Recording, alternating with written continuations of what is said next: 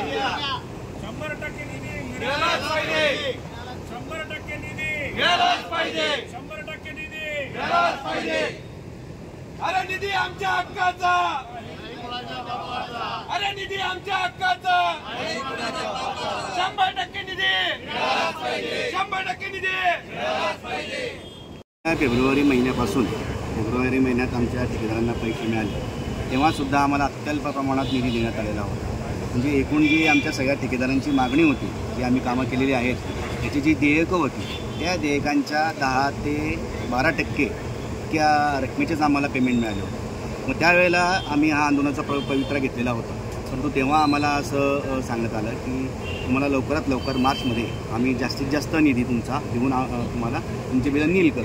पण त्याच्यानंतर आज ताग्यात आम्हाला पैसे मिळालेले नाही। आमच्या देयकांच्या प्रमाणात जे पैसे द्यायला पाहिजे होते ते सरकारने आम्हाला दिलेले नाही। आणि काल परवा जो निधी आला तो सुद्धा आम्हाला परत अत्यल्प प्रमाणात आलेला आहे। त्याच्यामुळे अशी परिस्थिती निर्माण झालेली आहे की सगळेच ठेकेदार हे बँकांकडून कर्ज काढून किंवा इतर कुठल्याही संस्थेकडून कर्ज काढून कामं करत आहेत। आता परिस्थिती अशी आहे की नवीन मशिनरी घेणे, नवीन प्रकारच्या ज्या आम्हाला यंत्रसामुग्री लागतात त्या खरेदी करणे, या सगळ्यांसाठी आम्हाला CCची गरज पडते, बँकेच्या कर्जाची गरज पडते।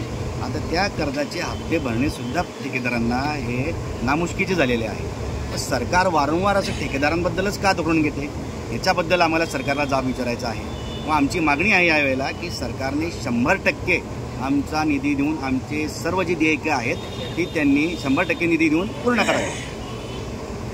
कसं आहे, आमचे वरिष्ठ त्याचप्रमाणे बाकीचे आमदार साहेब, मंत्रिमंडळ सगळ्यांचं असं म्हणणं आहे की ह्या अधिवेशनामध्ये आम्ही तुमच्या सगळ्यांसाठी प्रयत्न करू आणि तुम्हाला जास्तीत जास्त म्हणजे 100% निधी देण्याचा प्रयत्न करू। पण आता मागील 6 महिन्यापासून म्हणण्यापेक्षा मागील वर्षापासून आम्ही असं झेलत आहोत। म्हणजे ठेकेदारांच्याच बाबतीत असा निर्णय होतो की जसं आपण डाऊन पेमेंट देतो तसं 15-20% ठेकेदाराला दिले जातात आणि परत पुढचं काम करण्यासाठी मग दबाव टाकण्यात येतो। बघा, शेवटी आम्ही सुद्धा शासनाकडून जे पैसे मिळणार, आम्ही 100 रुपयाचं काम केलेलं आहे। शासन जर आम्हाला 15-20 रुपये देईल तर आम्ही पुढची कामं कशा पद्धतीने करायची?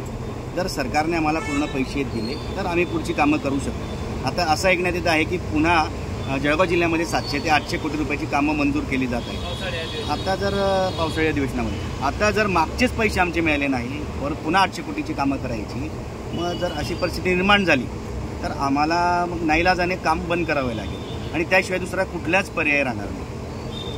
आता एकंदरीत गांधी तीर्थ, निसर्गाच्या सानिध्यात महात्मा गांधींच्या जीवनावरील जगातील पहिले मल्टीमीडिया म्युझियम। आजच भेट द्या गांधी तीर्थ, जैन हिल्स, जळगाव। अधिक माहितीसाठी www.gandhifoundation.net वर व्हिजिट करा।